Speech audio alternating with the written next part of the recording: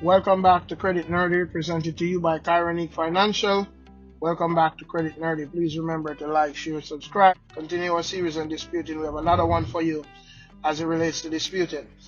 This one will be a very brief one. I will just deal with a very important question that sometimes individuals have, but they don't know how to actually approach it.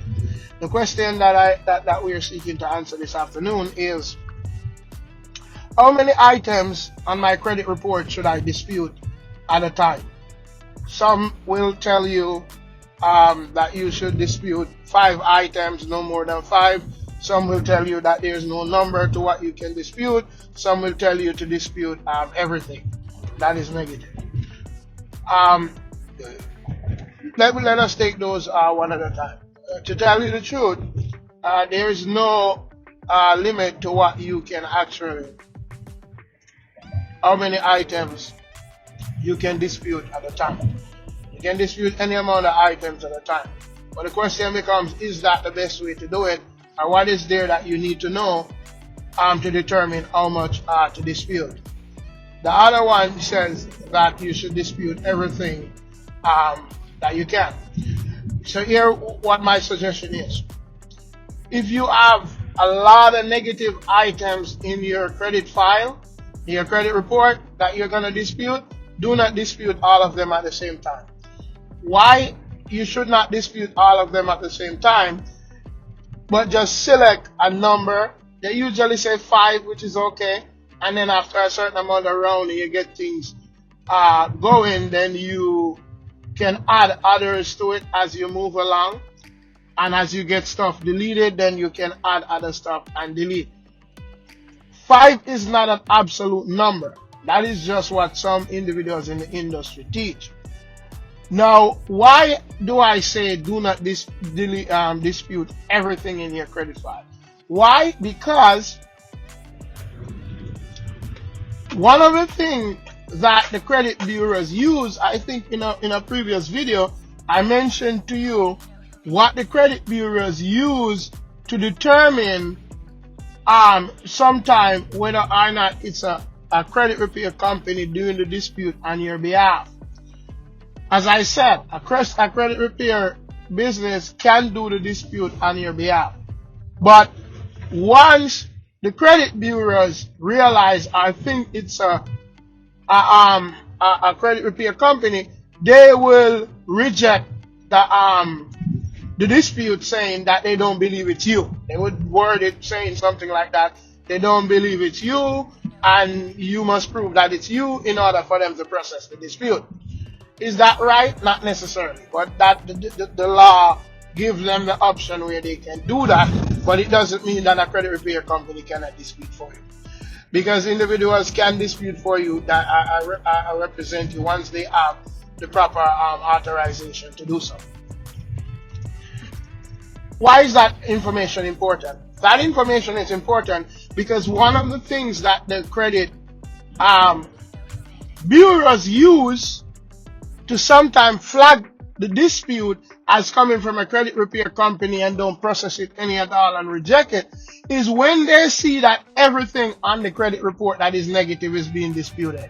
As I said, especially if it's more than 5 items and it's a lot of items, automatically that's one of the flags that they use to determine that this is not coming from a person, it is coming from a credit the consumer that the file belong to, it is coming from a credit repair organization. Now, you don't want them to do that. So and the law gives them the option to do that.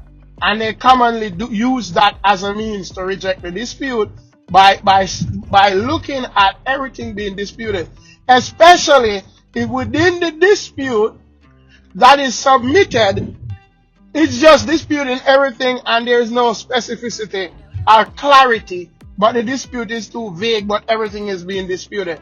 Once the dispute is vague and everything is disputed, that's what they flag it and reject your dispute from the start. They don't even look over it. Once they open it, they don't even bother try and process it. They just reject it and put together their rejection letter and send it back to you. So that's why I suggest do not dispute every negative item that's in your file at once. Take your time.